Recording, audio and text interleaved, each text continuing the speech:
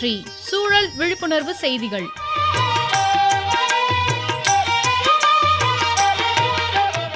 அன்புள்ள ராமலிங்கம் சார் அவர்களுக்கு உங்கள் மாணிக்கம் எழுதும் மடல். நலம் நலமறிய ஆவல். இயற்கை நமக்கு கொடுத்திருக்கும் கொடை வெயில், வெப்பம். மற்ற நாடுகளை ஒப்பிடும்போது நமக்கு கிடைத்திருக்கும் வெப்பம் இருக்கே, அது மிகப்பெரிய சொத்து. ஒரு நாளைக்கு 24 மணி நேரத்தில் 8-9 மணி நேரம் வெயில் அடிக்குது. இதை முழுமையாக பயன்படுத்தணும். சூரியனை மையமாக கொண்டது தான் நாள். அதை வைகறை, காலை, நண்பகல், ஏற்பாடு, மாலை, யாமம்னு 6 பொழுதுகளாக பிரிச்சிருக்கிறாங்க நமது தமிழர்கள். வைகறை பொழுது என்பது சூரிய உதயத்துக்கு முன்னுள்ள 90 நிமிட நேரம், அதாவது அதிகாலை 4:30 மணிக்கு ஆரம்பமாகுது. இந்த நேரத்தில் விழித்தெழுவது மிகவும் நல்லதுங்கிறாங்க. எங்கே அந்த நேரத்தில் தான் ஆழ்ந்த உறக்கத்தில் இருக்கிறோம். பிரம்ம முகூர்த்தம்பாங்க. இந்த நேரத்தில் சுற்றுப்புறம் அமைதியாக இருக்கும்.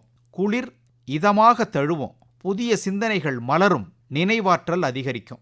ராமலிங்கம் சார், எந்த வேலையை இந்த அதிகாலை நேரத்தில் செய்தாலும் சிறப்பாக செய்ய முடியும். அதனால தான் பிள்ளைங்களை காலை வேளையில் எழுந்து படி அப்படின்னு சொல்லுவாங்க.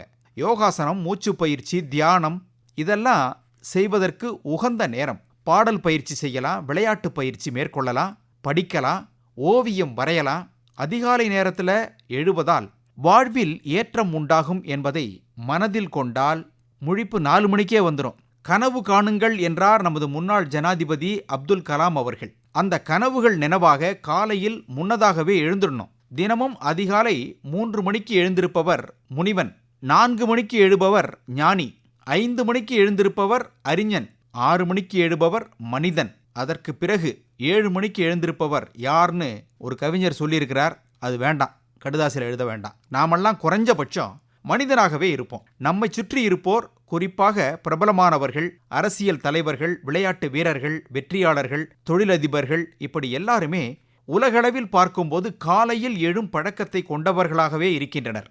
இந்த விஷயத்தில் அவர்கள் அனைவரிடத்திலும் ஒற்றுமையை பார்க்க முடிகிறது. ஒருவேளை இந்த நல்ல பழக்கமே அவர்களது வெற்றிக்கு காரணமாக கூட இருக்கலாம். யோகா, நீச்சல் பயிற்சி, நடைப்பயிற்சி, உடற்பயிற்சி செய்ய உகந்த நேரம் அதிகாலை வேளைதான். தூய்மையான காற்று, சுவாசிக்க தகுந்த சுத்தமான பிராணவாயு, சூழலில் அமைதி எல்லாமே இந்த அதிகாலை நேரத்தில் தான் கிடைக்குது.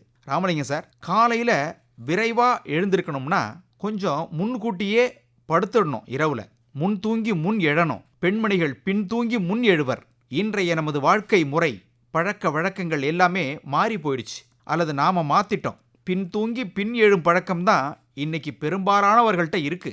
அதற்கு தகுந்த உபகரணங்கள், எலக்ட்ரானிக் கருவிகள் வந்துருச்சு. அவற்றை அளவுக்கு அதிகமாக பயன்படுத்துகிறோம். தூங்குவதற்கு 1 மணி நேரம், குறைஞ்சது அரை மணி நேரத்துக்கு முன்னாலவாவது கணினி, அலைபேசி, தொலைக்காட்சி போன்றவற்றை அணைச்சிடணும். உபயோகப்படுத்தக்கூடாது. கண்ணை மூடிக்கிட்டு அமைதி காத்தாலே தூக்கம் வந்துடும். அல்லது நல்ல பிடித்த புத்தகங்களை படித்தாலே உறக்கம் உங்களை தேடி வரும். அதனால முன்படுத்து முன் எழ கற்றுக்கொள்வோம். சுகவாசியா இருப்போம். யார் சுகவாசி? சிரித்து மகிழ்ந்து வாழ்பவர், அதிகாலை எழுபவர், இயற்கை உணவு உண்பவர், மலச்சிக்கல் இல்லாதவர், நாவடக்கம் உடையவர், படுத்தவுடன் தூங்குபவர். இவர்களெல்லாம் சுகவாசிகள்னு சித்தர்கள் சொல்லி வச்சிருக்கிறாங்க. நீங்க சுகவாசியா சார்? கேள்வி கேட்பது உங்கள் மடல் மாணிக்கம்.